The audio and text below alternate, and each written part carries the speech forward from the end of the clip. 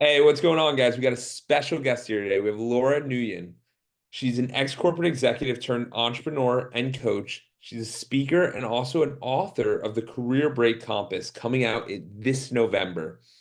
Now, Laura, what is a career break and why are these things important? I thought we're supposed to work every day of our life. What are you talking about break? What is this break? Tell us what's going on here. Great to have you. Jordan. First off, thanks for having me on the show. Really appreciate it. So let's talk a little bit about a career break. So, when I think about a career break, it's essentially an extended amount of time away from work. Now, a career break can be by choice or potentially by circumstance. And when I say circumstance, it's typically a layoff or a termination of some sort, right? So sometimes we don't get to choose when a career break happens to us. And career breaks can happen for many reasons. Like, I think typically we think of career breaks for, let's say, moms who decide that they're going to take some time for their family, people who are taking caregiving career breaks, potentially to care for an aging parent, or people who take a sabbatical, right? So there's also sabbaticals that people can take, whether that's, a part of the organization they work for or a sabbatical they take for themselves to spend a year and travel around the world or whatever that might look like. So career breaks can happen for many different reasons and take many different shapes and forms. And your question on the second question of why is it important?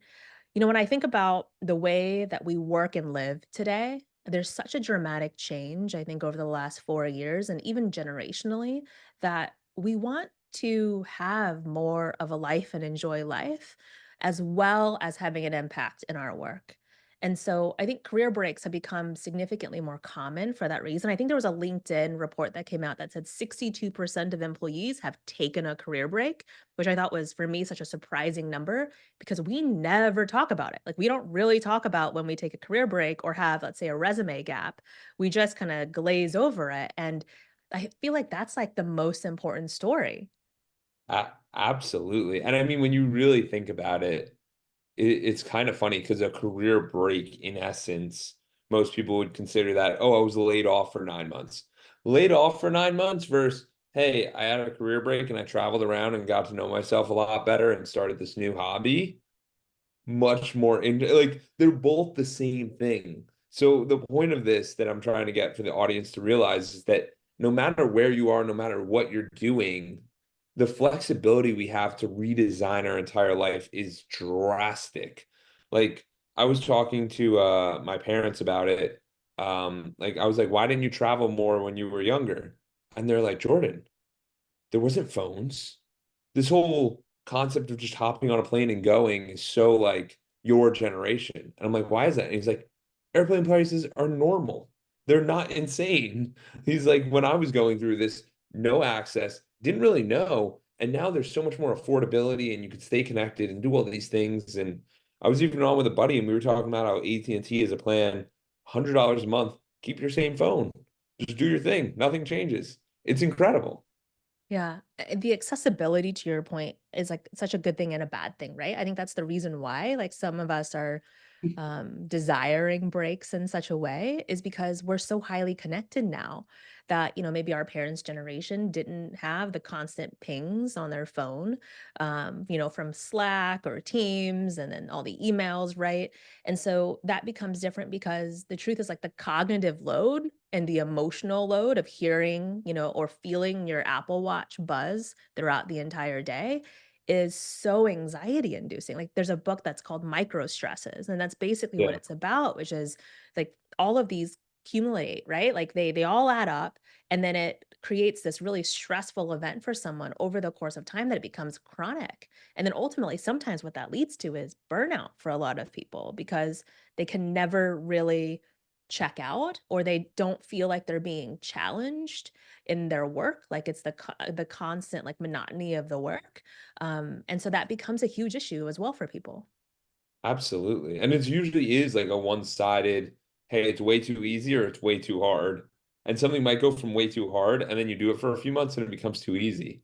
And it's this challenge where you're in the middle. So where do you find most people hit burnout? Is there a certain age? Is it a certain time in life or is it just anywhere and anywhere? Because I don't know. It's just a very interesting concept because like we talked about before, it wasn't that relevant before. Like before it was like, ignore your feelings, get back to work. You have family, do your thing.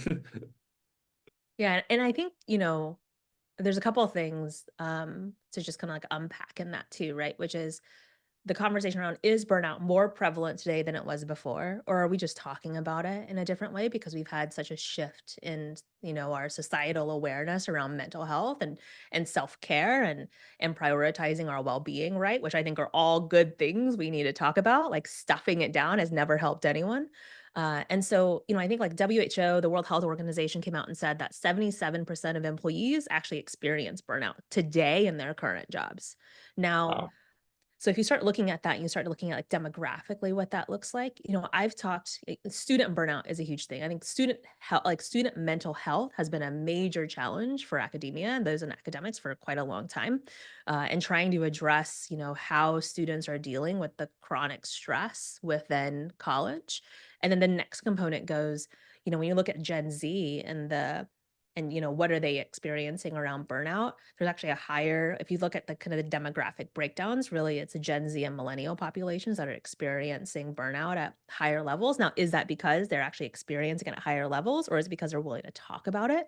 That's two different And things, right? and maybe, yeah, absolutely. Or is it just an affordable way? The like in high school, you could probably pull like, hey, I need a mental health day. Everyone would be like, what are you talking about? I don't even know what that means. And like you still get some people who are like, what are you saying? Like, what does that even mean? And it's not that one's good or bad, but it's just there's two different mindsets, and it's like, how do we handle these things? And like for me, I've always thought the career break was a very intentional, strategic one because for me, I found it super interesting. Because if you're strategic around it, it's like if you're a good employee, you might get laid off, you might not get laid off.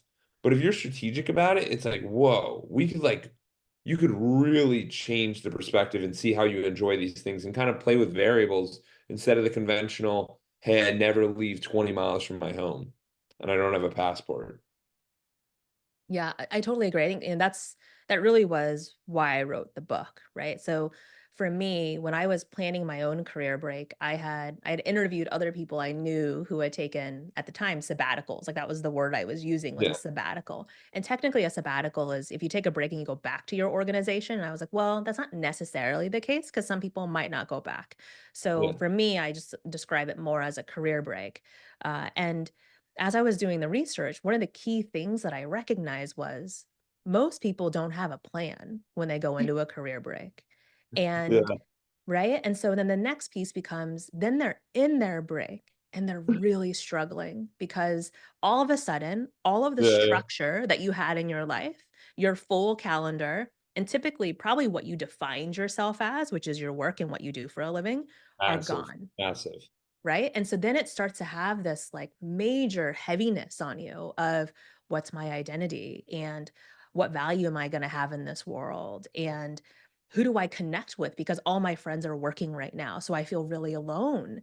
So it sends them in kind of a bad spot. And so that's the key, is helping, my goal in writing the book was to give you a framework that you could use during your break to kind of reset, right? To intentionally reset, recharge, and then think about how you want to live your life, because you can have this moment of time that is such a beautiful amount of time where, to your point, you can intentionally think about your life. So I always talk about like an intentional break for an intentional life, because Yeah, this is your gift that you can give to yourself. yeah, absolutely. And that point you brought up about the identity is something I've battled with for so long because with the entire consulting model, it was always this idea of like people would always think if I got a promotion, I had an incredible year. And I go, partly true, partly not true. That's one day. You still have the other 364 days you have to be happy or somewhat feelings of stuff. So my point always was you have to be there mentally. You have to figure out what you like. And whenever I talk to my mentor, he's always like, figuring out you is the biggest project. Project you is the biggest thing. And you have to figure out your needs and what you want to accomplish. Because, like you're saying, I've spoken to people who took a career break and they're like, yeah, I'm going to write a book. And they only got 3 paragraphs in. I'm like, you didn't finish the novel? No, I didn't have the habit. I didn't have anyone holding me accountable. Obvious. Like, you know what I mean? We do these things where we think things are just going to happen because now there's the time. No, there's always been the time. You just never prioritize it. Mhm. Mhm. Yeah, so, so true. And that's the time, without the break too. I mean, here's the Yes. truth, right? Is that I think you and I have talked about this like, pre us recording, which is, of the folks that engage with me to help them plan their career break, the majority of them, once you start to put in the practices today, recognize that you don't need to take the break because you've now prioritized the things that are most important to you. So, for example, if you're prioritizing, you know, let's say growth and education, right? Like you're being accountable by connecting on a weekly basis and we're saying these are the things you're going to do. How are you progressing toward that? If you want to spend more time with your family and intentionally connect with them in a different way to say allow you to travel with them, then we say, okay, well, what trips have you planned with your parents, or with your family and kids for this quarter? And what does that look like? Or if you want to put in a practice for meditation and mindfulness and journaling, or even just planning for your business, then we sit down and we say, when's the last time you did that? Right? Like what we start doing is we go, let's put action to your priorities and make sure that your plans have prioritization as a part of that as well. And so I think that's the key is if you can include these practices today, right, into your Yes. routine, you can still achieve great things and not burn out in the process. 100%. And I think, like, I realized this my senior year of college. One of the biggest things for me was how do you intentionally have the best month ever or the best year ever?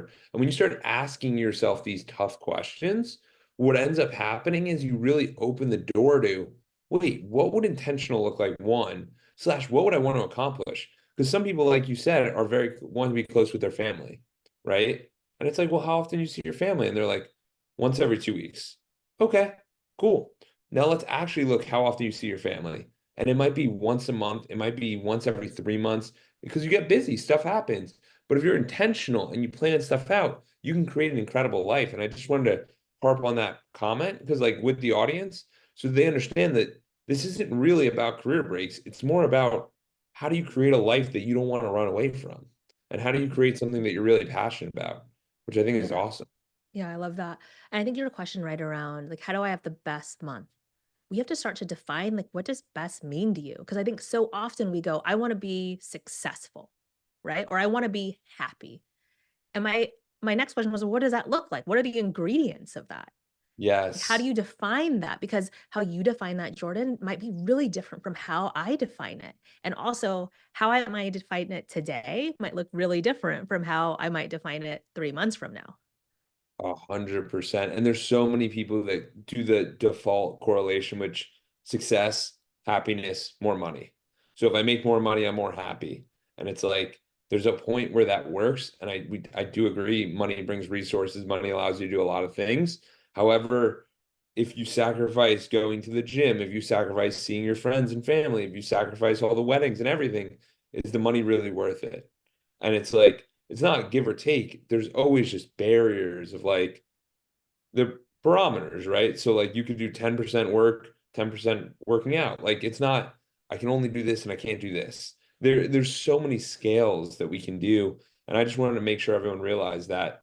So Laura, for you, tell us when do people kind of see themselves going into burnout? Where does burnout really occur? Like what's the path of burnout? Yeah. So there's a few stages to burnout that I typically talk about, right? Which is, typically you start off, and I think about it like you're going on a road trip and you're really excited when you first start the road trip. You've got your snacks, you've got your road trip music, and you're ready to go. And then, all of a sudden, you're driving down the highway, you're maybe like an hour and a half, 2 hours in, and you start to just get a little tired. And, you notice that there's some dark clouds in the distance and you're getting a little stressed. You're like, "Ooh, that looks like there might be kind of a bad storm ready to hit," which is kind of the onset of stress. The next stage goes into where you actually are feeling more of that stress, right? And so now you're feeling the stress because the rain is pouring down, and your rain is just like it's blocking your windshields, your wipers are going crazy, and you're having a really hard time having visibility. So you're white knuckling it a little bit, trying to make sure that you're continuing to stay within the lanes. So that's when you start to feel that anxiety really sit with you, right? You're feeling it in your body. You're feeling your heart rate increase. You're feeling that pit in your stomach. And that's what that shift looks like. Your body starts to give you signs and signals. And then you hit burnout, which is essentially when your car has the, check engine light turn on and it says, "Hey, something's not right here. Something's wrong with the car. It's pouring rain. You can't see out the windshield." And you start to feel depleted and debilitated, right? Like you don't know what to do. So the question becomes, do you get off the highway and you pull off on the side of the road, or do you keep driving? That's the first question you have to ask yourself. Yeah. Let's say you decide that you're gonna pull off and try to figure out where to go from there. And so in that situation, you're looking to try to recover and identify what to do next. For others who stay on the road, we actually start to move into chronic burnout, where you're getting into a habitual burnout cycle to where you are ignoring your check engine light and you're just going to keep powering through until that car is dead on the side of the highway, right? And so that becomes the issue, is that are we looking at the signals and the symptoms, and are we doing the things we need to before it gets too bad?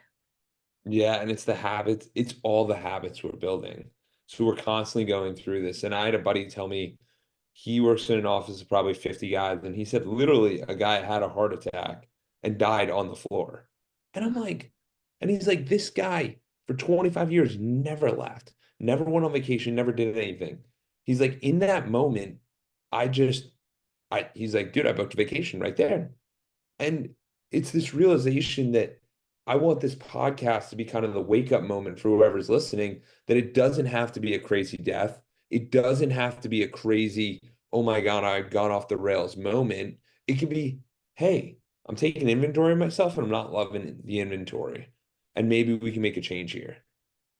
Yeah, that breaks my heart because it's just, I think a lot of the times, I was just actually listening to a podcast, and I forget his first name, but it's Hollis is his last name. And one of the things, he wrote a book actually on kind of the isolation and the impact of, you know, of really stress in society for men specifically, and how, 100%. the feeling of like having everything kind of ripped away from you, and not having a network of friends to talk to about the real issues in your life, because what ends up happening is you're talking about, sports or politics, which are things that are outside of you, right? And so that's what he talks about in these books, and I think, the research that he's done really kind of highlights that we need more community and we need to Yes. be able to take care of ourselves, right?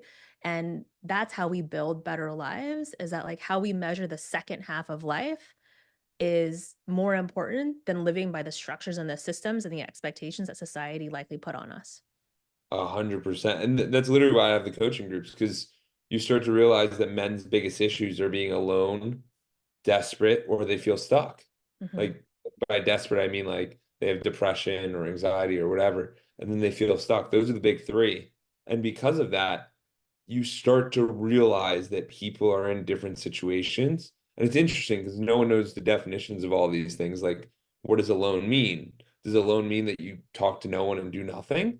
Or does alone mean that it's Friday night and no one hit you up? Like, there's so many definitions for all these things. So, like, once you define them, then you can kind of break through them. But you're absolutely right. Community and even just having one person on your team moves the needle for you. Like, how's the transition for you as you were in corporate and now you're doing this entrepreneurial thing? Like, what's the difference there?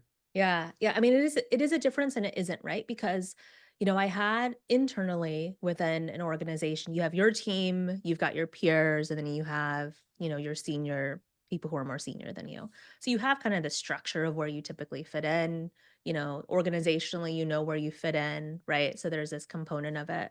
And I think the difference for me now is, I think about the difference between authenticity and belonging a lot, of just like the two kind of the two things that sometimes compete against each other in my mind. And like you can be in an organization and pseudo belong, right? Like you can achieve the goals, you can do those things, you have your team that, report to you, but that kind of like is a pseudo sense of belonging in some way. I think on this side of the house, what I've recognized is that I was really scared to shift and not have a team anymore. I've been managing people for, you know, over a dozen years, and I love managing and helping people grow. It's my favorite thing, which is the reason why I added coaching as a pillar to my business. But consulting side of the house is you work with teams, but you're on the outside. There isn't a sense of belonging in a lot of ways because you're not really within them, but you're trying to help them, right? And so that's always a different component. And so for me, what I think about is on the consulting side, I've got my team of people that I work with, meaning, like my network of other contractors and the people who help me grow my business. And then I also have the teams that I work with that are my client teams. And so it's the navigation, Jordan, kind of between all of those areas, but recognizing that as you're shifting, let's say from corporate to entrepreneurship, you still have to have people around you. Like I think there's a lot of talk around solopreneurship. And sure, I think that sounds great, right? But in reality, we need people. Like we need people to bounce ideas around, to network with, to help us grow, to support us in different ways. And so I talk about it in the book and I talk about it, in my day-to-day life, which is like, who are the people around you that are supporting you, whether that's giving you new ideas or helping to fuel you in different ways. And that's so important. Yeah, absolutely. And it's really the biggest difference, I think, is really that inside of the entrepreneurship and inside of the consulting, you get to choose those people instead of it. Sometimes in the Mm, corporate mhm. landscape, it's chosen for you. In which case, like you're like, I like this person, I might not like this person. It's above my decision, it's not my call. But in the entrepreneur one, it's kind of like, hey, you pick the client, you pick the coworker, you pick the people. So it's the cool thing about it, like you create your own frame of reference and whatever that is. So for you, if someone's in burnout, how do they get out of it? What's the path out of there? Yeah. So if you're in burnout, I think there's a few things that we talk about. There's a ton of research and books around just, how do you prevent yourself from being in burnout? And I think what I've recognized is that when you're deep in burnout, those seven things are still really important and really key. But I try to break it down into thinking about it as like three things. And especially for high achievers, especially for entrepreneurs, like we move to action. We want to see results, right? And so the challenge is that when you're in burnout, you're feeling stuck. And there's a sense of learned helplessness or loss of hope in that model. So what we need to do is to shift you out of that. So like Yeah. I talk about it as like a 3P framework. Like we need to make sure that you infuse play. We need to make sure that you're pausing. And then we need to make sure that you're planning intentionally. And so we start with play and the importance of play because as adults, for some reason, we forget to play. We like throw it out the window and the things that bring us joy, somehow we like to punish ourselves and not do them. So So like you got to figure out how you play. yeah, yeah, I just wanted to hop in there because I forgot who told me it, but it was basically that a child, their default is happiness. So they're always happy. And then when they get unhappy, they start like screaming and running around. And that's when they get upset. But an adult, our default is unhappiness. But when we do the activity, then we get happy. So what Laura's saying here is like, do the activity, like whether that's hopping on a podcast, whether that's listening to a podcast, whether that's going for a drive in your cool car, whether that's going on a run, whatever it is, like do the activity that makes you feel like play because that's what will give you the joy. 100%. Yes. Yes, so true. And I think that's, when you think about children, like in child development, so much of why they learn so quickly and so rapidly, right, is through play. Like they learn how to collaborate with other people, they learn how to problem solve, they learn how to be in flow, right, which is all of these like areas for us to maximize our creativity and what helps you tick. And so if we as adults need to be problem solvers and be creative and collaborate with other human beings, then why wouldn't play also be a part of that recipe, right? And so like figure out what are the things that you really love to do. I always say, like, make a list of 10 things of things that you have loved to do in the past that you haven't had the chance to do most recently, or things that you've always wished that you could do and you just haven't done them yet. And then in the next column, I want you to add a date next to when you're going to do those things. And so we basically go, here's your idea, and let's schedule it and get it done so that you are committing to that activity. So we start with play. The next area is around pause. And pause is sometimes the hardest part for people because that's when you're sitting still and you're being mindful and you're being reflective about, what are the areas that are most important to you in your life? What are the things that you want to, let's say, achieve in this lifetime? And the question then becomes, why do you want to achieve those things? Is it because of a construct of an outward society? Like, is it for your ego or is it for something different? So we have to explore some of those tangible things. And then and the next piece, kind of the last P that I think about there is plan. And so when you're in plan, what ends up happening is, you're being more thoughtful about what is what are the career areas that you want to excel in? What are the life areas that you want to excel in? How do you want to create the life that you're living? And I always kind of go, I do my 3 Ps plus one, which is once you figure that out, you have to go pursue it. Like, you have to Yeah. go do it. We can't just sit and dream. Like, we have to go do something about it. So, like, go experiment and see what that looks like and what gets you excited. Absolutely. And the planning one I really enjoy because there's so many times that we're just someone gave me the example of like you're in the woods and you're walking in the woods, and then there's a time where you lift your head and you're above the woods. So you can see past all the trees, you can see in all directions instead of just focusing on your one step at a time, which is good. You need to do that. But if you don't take inventory of like, wait a second, I've been doing this for 10 years and I don't even like this. What am I doing? Like, what's the intention here? And you start to ask these better questions. You start to learn more instead of making brash decisions. Like there's so many times where I talk to people and they're like, I'm gonna quit my job. And I'm like, why? And they're like, because I want to start this business. And I go, great. What's the business? And they'll tell me something, and I'm like, how much money are you bringing in from that? And they're like, well, like I haven't started yet. And I'm like, okay, come back in a week and just start. And then they'll come back a week later and go, yeah, I'm not doing that. That was a bad idea. And I'm like, see, like it's not always that one's good or bad, but it's just figure out the action and then work on the action. You've never been in a world where we had so much accessibility and so much freedom. And it's like try your best and just try to capitalize on that. I think it's so important for us.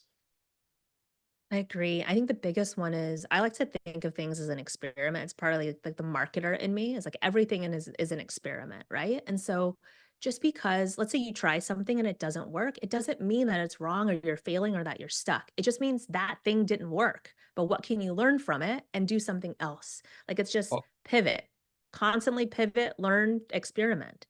100%. And if people are saying no to you, it might be the wrong idea, but it also might not be the right people. And that was something super Mhm. important that I realized the other day that like there's so like if you give a big idea to a small mind, it's a small idea. Like it Mhm. doesn't land. So it's just really important for anyone who's going out there and trying to pursue these things and you start facing rejection. It's like, hey, maybe it's not the right caliber of people, which Yeah, does make I a love that. difference. Yeah, you're So right. You're right. absolutely. So for you, Laura, how do we do a path to success? How do we get ourselves out of there? We've kind of created ourselves out of burnout, but how do we start like winning? Like I want to win. I don't want to be in this negative zone anymore. I want to be in the winning zone. What do I need to do? Yeah, I think there's really I root myself in like 2 things. The first one is, what are your core values? Like, if you can sit down, identify what your 3 core values are. I've got an exercise, I think I have it on my site. You can go to it and you basically circle these keywords that just resonate with you. And then you explore from there, what are the definitions of those words? Do they drive? They truly drive with who you are? And then you take those and you narrow it down to like, what are the themes that come from there? And what are the 3 to 5 core values that you have? No more than that. And then from there, you would now have like a directional compass of like, how do you want to live your life? Because if a decision comes up and it doesn't align with your, let's say, 4 core values, then give yourself permission to say no to it and let it go, right? Because if you're rooted in core values, it's easier to set boundaries, it's easier to make decisions because you're grounded in yourself. And then the second is we got to get clear on what you're good at. And a lot of people have a challenging time with confidence, right? It's something we all struggle with. And this is why the conversation around imposter syndrome comes up so often, is that actually what it is it's a crisis of confidence. And so what we need to do is get you back to what are the things that you're really good at. And so I always have people go through an exercise where they look at, let's say, their past roles, and we reflect on, what are projects where you won at those roles? How did you feel during that time? What did you bring to the table? And what excites you about, that specific project that then you can take into the future for you? And so we do that because it gives you an opportunity to really reflect on how you show up, and when you show up, you win. Yes, absolutely. And I would even add on to that where you were saying that what past projects have you done? It's also what things have you done in your life that you enjoy?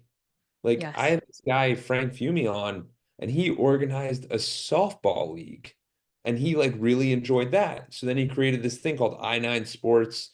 There's been, I think, over 1 million members, and it's just insane I love where they that. have so many different sports teams. And it's like, who would have thought that that would have been a profitable business?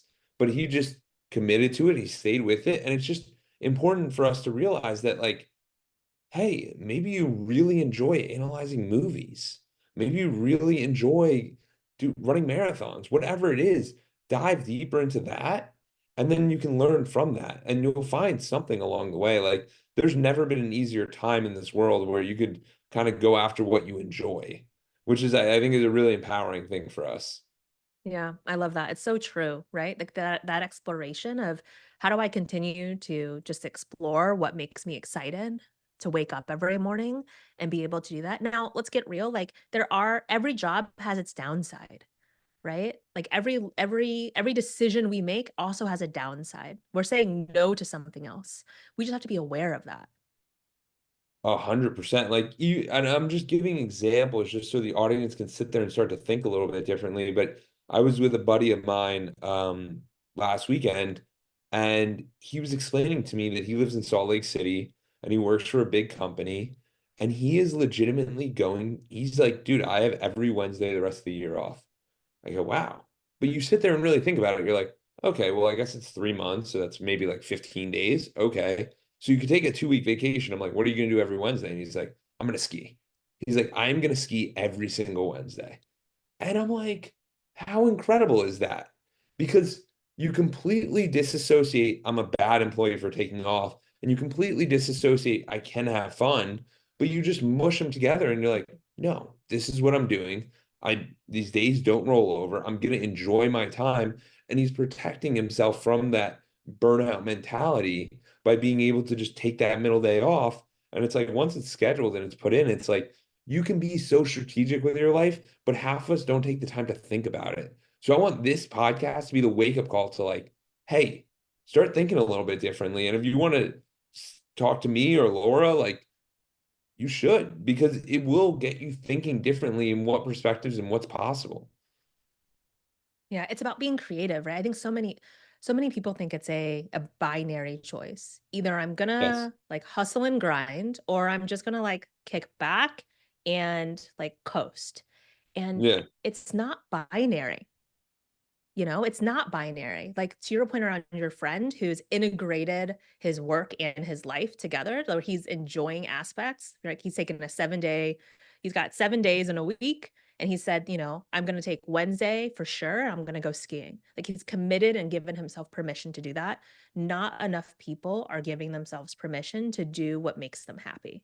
And that is what ends up causing us all of this stress. It's what ends up making us miserable. This is why adults walk around unhappy, to your point, because we're not making decisions that make us happy, but we can. No one is stopping us. We are Yeah. stopping ourselves.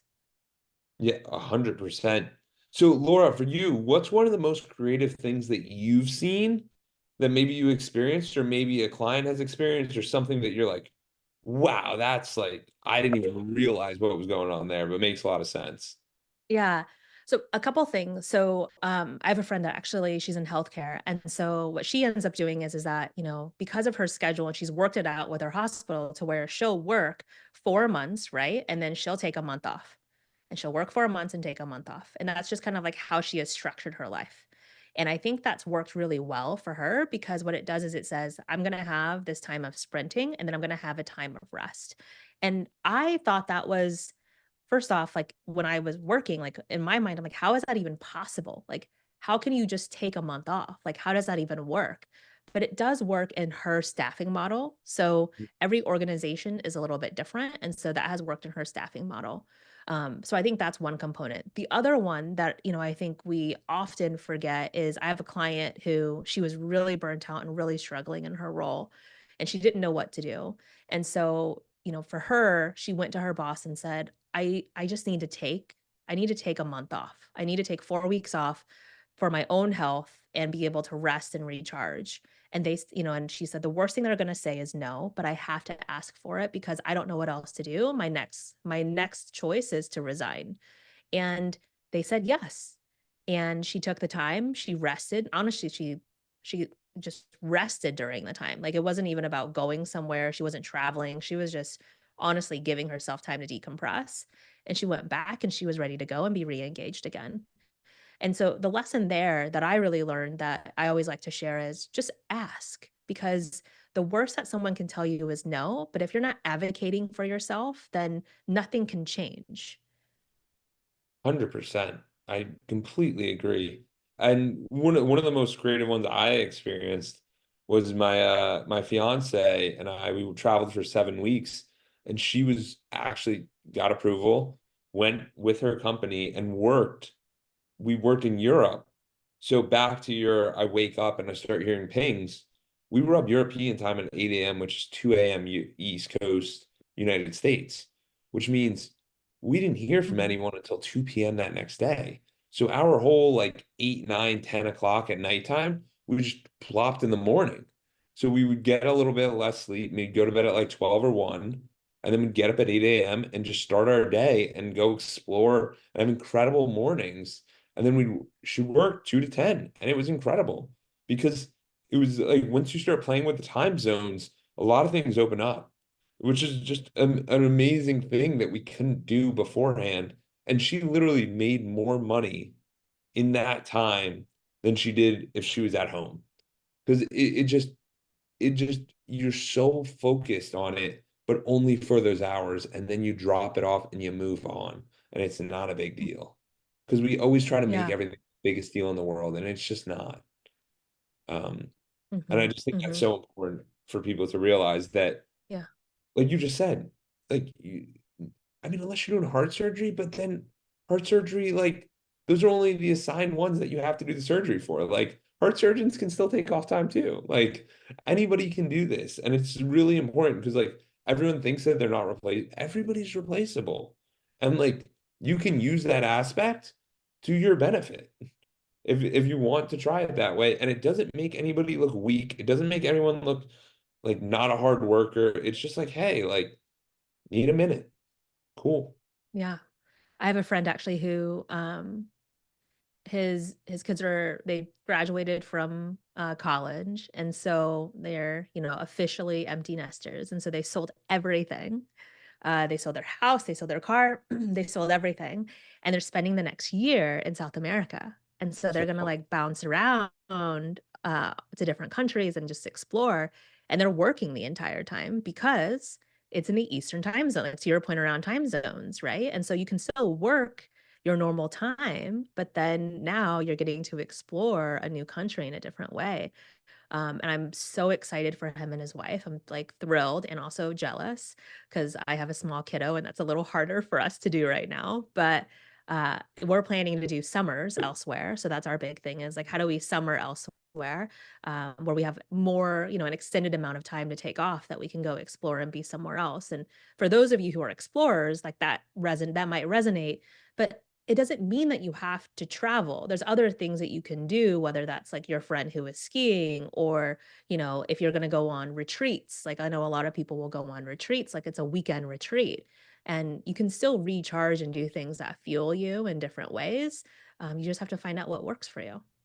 Absolutely. And even the thought of having a kid, like what you could even do with a child is if you just relocate your housing, even if it's 30 minutes down the road for 2 weeks, you'll see everything differently. And Hmm. that's what I did in the United States in 2020. I was traveling around for 8 months and we would just live in different areas for a month just to see what we liked. And you just start to realize that like the finite amount of time, like when you're in a place that you're very comfortable in, your time runs endlessly. But when you're in a Hmm. place and you're on vacation and it's the last couple days, you're like, I gotta make the most of this. It's because there's a finite amount of time. And when you're traveling for a long period of time, you have that finiteness. Instead of like, hey, I'm gonna sit on the couch and watch TV, it's gonna be like, hey, like maybe we should go check out the Country Music Hall of Fame, or like maybe we should go to Red Rocks, or maybe we should go do this thing. When usually you just be like, I'm just gonna sit at home and chill. Because you don't really need to sit at home and chill. You just need to change the pace and start looking for different things.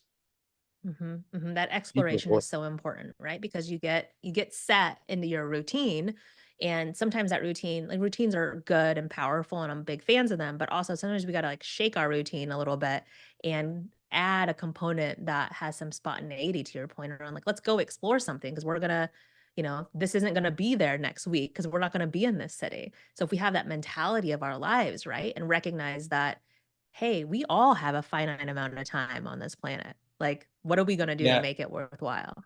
yeah, exactly. And another exploration that I was just thinking about because you brought up the point of like, hey, it doesn't have to be travel. I just joined a new gym. And the first time we went to the Yeah. gym, whoa, what's that machine? How's that work? There's still new things and you get excited about it and you're like, what do I do with that thing? And it's just like there's exploration and just joining different groups or doing different stuff or going to a new activity or trying some new hobby. Those are all explorations in its own. It's a lot of the time we're scared to be beginners again. And the truth Mhm. is that we have to just go for it because every time you're a beginner, that's when exponential learning really occurs. So it's so Mhm. important for us to realize this. Yep, agreed. That curiosity is key. Absolutely. So Laura, we're heading towards the end. Is there anything you want to leave people with in regard to tips for burnout, anything they can do? And then we'll obviously talk about the book and see where people can learn about that a little bit more as well. Yeah, for sure. I mean, I think, if you're experiencing burnout, know that you're not alone. I think that's the biggest thing is most people who are undergoing burnout, they aren't talking about it. And so they feel really alone and it becomes really debilitating. And so recognize that you're not alone. Reach out to me or Jordan. We've got communities to help you so that way you're not feeling alone, but we have a chance for you to come together and share stories and share just even resources and tips that work for other people. I found that has been, for me, the most rewarding experience is bringing people together and allowing them to talk about their experiences and giving them a safe container to do that is so, so important. So I would say, the most important thing you can do is reach out, get the help that you need. You've got tons of support systems around you, and we're here and ready to help. Absolutely. Absolutely. And where can people learn more about you and the book and everything else going on? Yeah, yeah. So you can find me on my website. It's lauranguyen.co. And so maybe we can drop that in the show notes. It's NGUYEN.co, not .com, .co. And you can find all my information there. I've got an online community for folks who are going through burnout. The book information is there. I am running a pre-sale exclusive right now. So there's actually a wonderful, she's an Asian adoptee and woman-owned bookstore here in Des Moines that I've partnered with. And so anyone who orders the book it's called Reading in Public is the name of the store in Des Moines, Iowa. If you order the book from her, you'll get a signed copy. You'll get entered into a sweepstakes for free coaching hours, and you'll get all of the free bonuses that you'll get as well. If you can't get it through her, you can also get it on Amazon and anywhere books are sold. Just let me know you pre-order the book and I'll get you all the bonus materials. But you'll just have to wait until November 11th or November 12th for the book to arrive at your door.